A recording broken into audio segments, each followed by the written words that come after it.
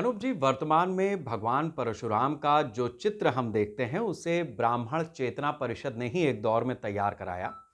हम ब्राह्मण चेतना परिषद के गठन की कहानी के साथ साथ इस चित्र के तैयार होने की कहानी भी आपसे जानना चाहते हैं। जब ब्राह्मण चेतना परिषद का गठन हुआ तो हम गठन क्यों किया गया? क्योंकि मैं बजरंग दल का संयोजक था 10 साल। करीब यहाँ निरंतर और पूरा आंदोलन में अपनी भूमिका का निर्वहन किया और एक महत्वाकांक्षा जगती है चुनाव में उतरने की, राजनीति करने की। उसी के अंतर्गत वर्ष 91 में हमने आवेदन किया पूर्वी विधानसभा में। तो हमारे आदरणीय पूजनीय अटल बिहारी वाजपेयी जी ने कहा कि एक हमारे विधायक थे, उनका 70 वर्ष की आयु है, 30 वर्ष की इनकी सेवाएं हैं और तुम्हारी आयु क्या है, आगे भविष्य पर अटल जी जैसा व्यक्तित्व हमको कह रहा है और भगवती शुक्ला को चुनाव लड़ने के लिए। ठीक है, लड़े, आपका आदेश सर्वोपरि है। शांत हो गए। 92 का जब आया, ढांचा गिर गया, 93 में फिर चुनाव आया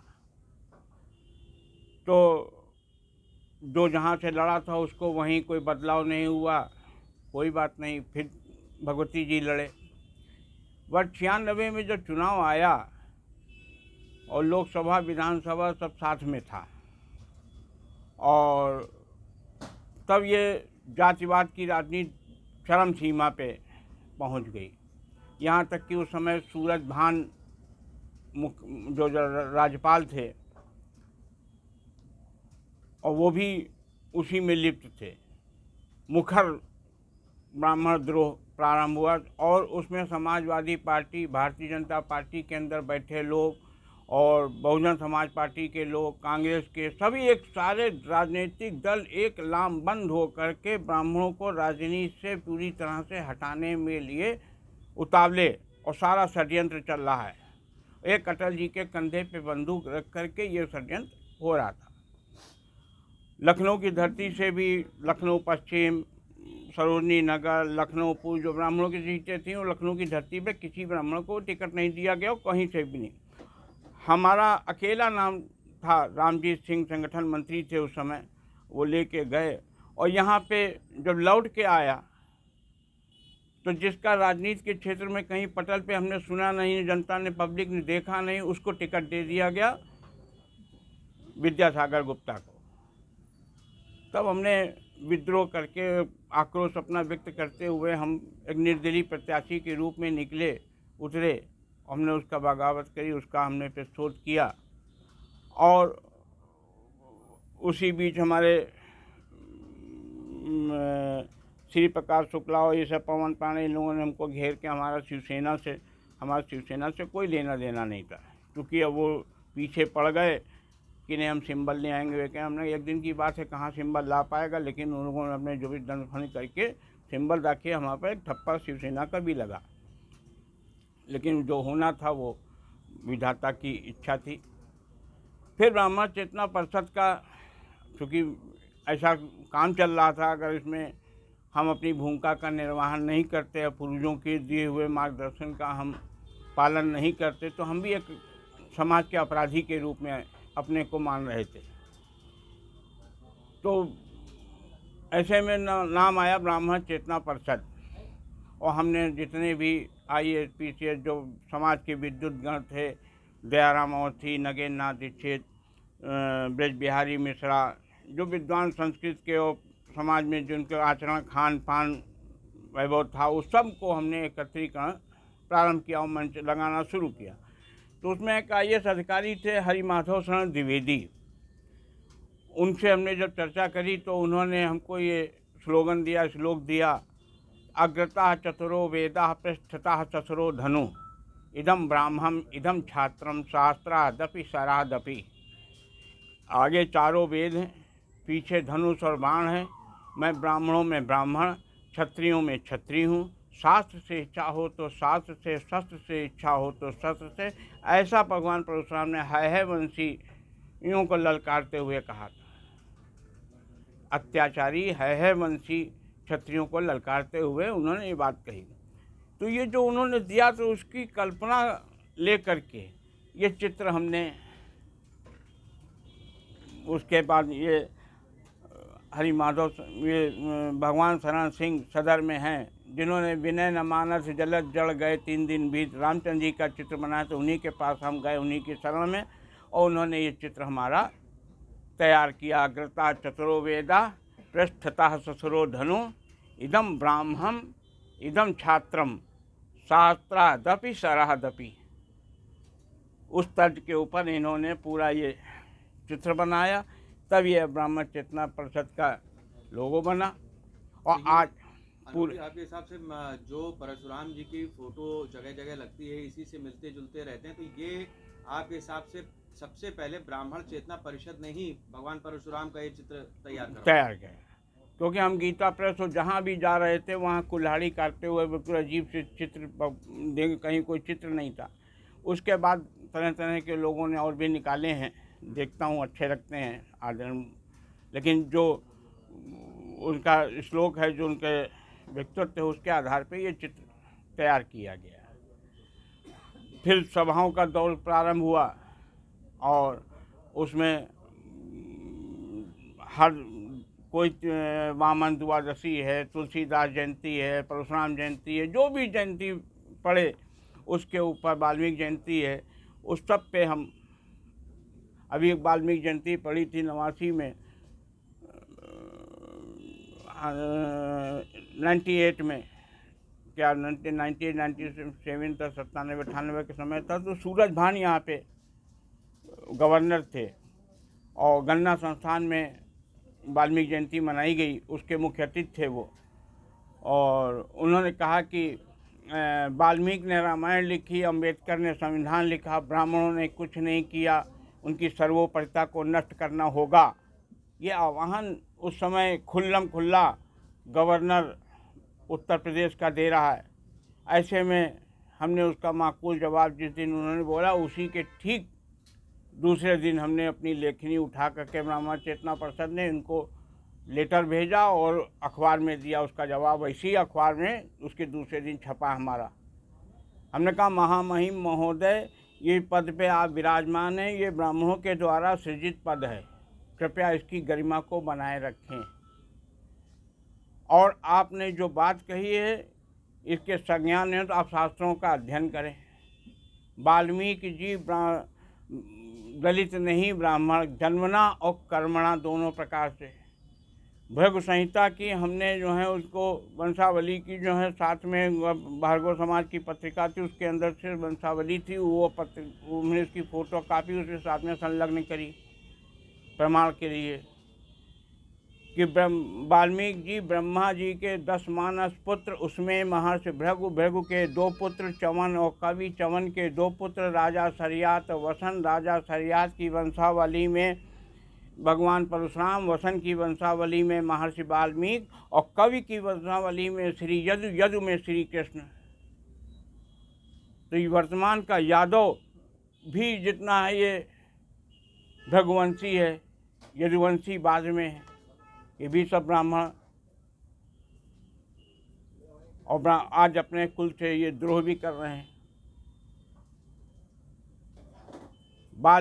दूसरा इन्होंने कहा कि अंबेडकर ने संविधान लिखा, उसका जवाब दिया कि 54 लोगों की कमेटी थी, 13 लोगों की कोर कमेटी थी, 13 के 13 ब्राह्मण थे। कन्हैया लाल, माणिक लाल मुंशी, अनंत संयम अयंगर, बीएन राव, ये सब संविधान के मर्मज्ञ थे। संविधान बनाया इन्होंने और पेश कराया अंबेडकर से, स्थान दिया अंबेडकर को। अभी राम जन्मभूमि शिला पूजन आंदोलन चला, मंदिर मंदिर शिलाएं पुजाई गई, ब्राह्मणों के द्वारा संचालित आंदोलन, और शिलान्यास एक दलित से कराया। कल को आने वाली संतान आपकी कहने से नहीं चूकेगी कि ये राम जन्मभूमि आंदोलन दलितों ने चलाया था। तो महामहिम महोदय, आपसे करबद्ध प्रार्थना है, अनुरोध है कि कृपया करके इस राज्यपाल की कुर्सी को, राज्यपाल की गरिमा को बरकरार रखें, बनाए रखें। तो वो पूरा जैसे सूरज भान ने कहा तो वैसे ही हमारा दैनिक जागरण ने पूरा उसके दूसरे दिन कॉलम में छापा, जैसा हमारा ये पूरा बयान था। इस तरह से जितने भी उस समय अनर्गल प्रश्न उठ रहे थे समाज को तोड़ने के लिए, समाज को विखंडित करने के लिए, ब्राह्मण चेतना परिषद उसका सबका माकूल जवाब देती थी, जो भी प्रश्न आया। अगर ब्राह्मण जातिवादी होता तो भगवान परशुराम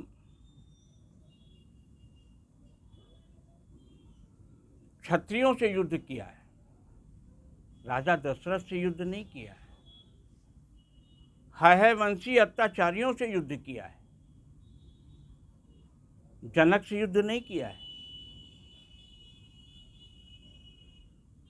अगर संत शिरोमणि गोस्वामी तुलसीदास जी जातिवादी होते, ब्राह्मणवादी होते, तो राम की यशोगाथा को कलमबद्ध नहीं करते, भगवान परशुराम की यशोगाथा को कलमबद्ध करते। अगर ब्राह्मण जातिवादी होता तो राजा नहीं फकीर है, भारत की तकदीर है का नारा लेकर विश्वनाथ प्रताप सिंह को प्रधानमंत्री की कुर्सी पे नहीं बैठाता।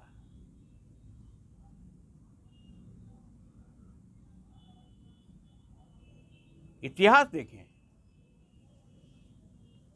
वर्तमान समय में जो आज लखनऊ के सांसद राजनाथ सिंह, उनको 7 बार का विधायक स्वर्गीय पंडित सुरेंद्रनाथ अवस्थी हैदरगढ़ के थे, वो अपनी कुर्सी त्याग करके राजनाथ सिंह को मुख्यमंत्री नहीं बनाते।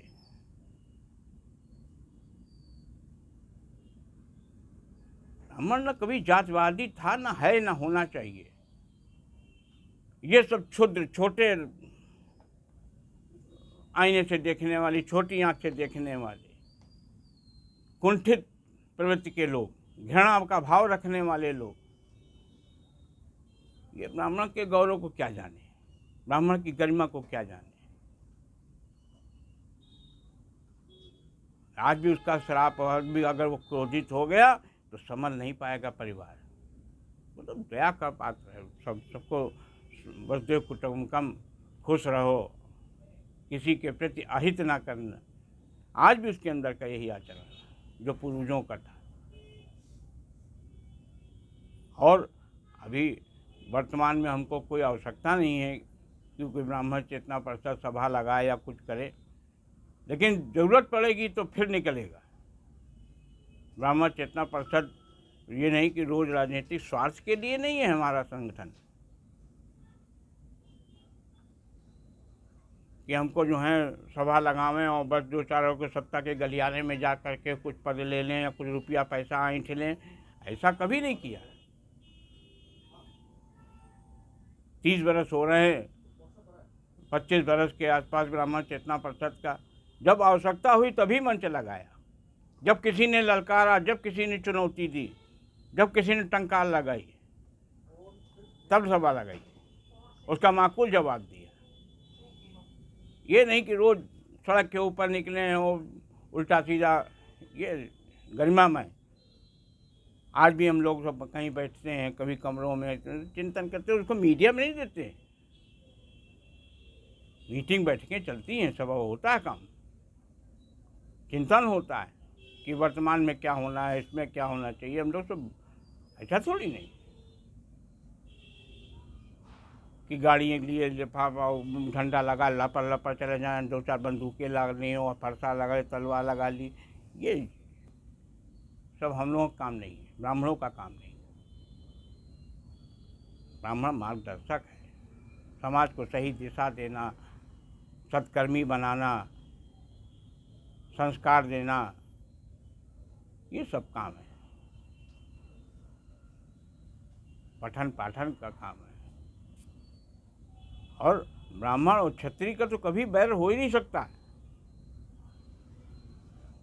वो भगवान परशुराम को क्षत्रिय द्रोही कह के जो हैं वैमनस्यता फैलाने वालों, अरे ब्राह्मण क्षत्रिय एक कोख की 2 संतान हैं, हम लोग भाई हैं, सगे भाई हैं, कर्म के आधार पे हम लोग बंटवारा है। जो राज सत्ता के साथ में सेनापति बन गया या सैनिक बन गया या राजसत्ता घराने में चला गया, वो क्षत्रिय कहलाया। जो शिक्षण का और शस्त्र विद्या का काम देने लगा वो ब्राह्मण कहलाया। अरे एक को की संतान है, क्योंकि शिक्षा देने के नाते हम बड़े भाई हैं, वो हमारा छोटा भाई है। हम दोनों अलग कभी हो ही नहीं सकते।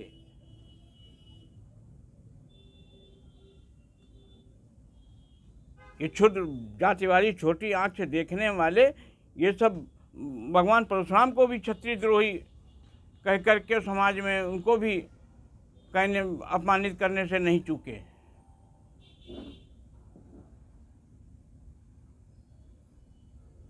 पूरा लेकिन जरूरत होगी तो पीछे ब्राह्मण न कल पीछे था न आज है, वो फिर से टंकार लगेगी। ऋषि मुनियों की संतानों जागो, समय आज पुकार रहा, और परशुराम दधीच वशिष्ठ का रक्त तुम्हें ललकार रहा।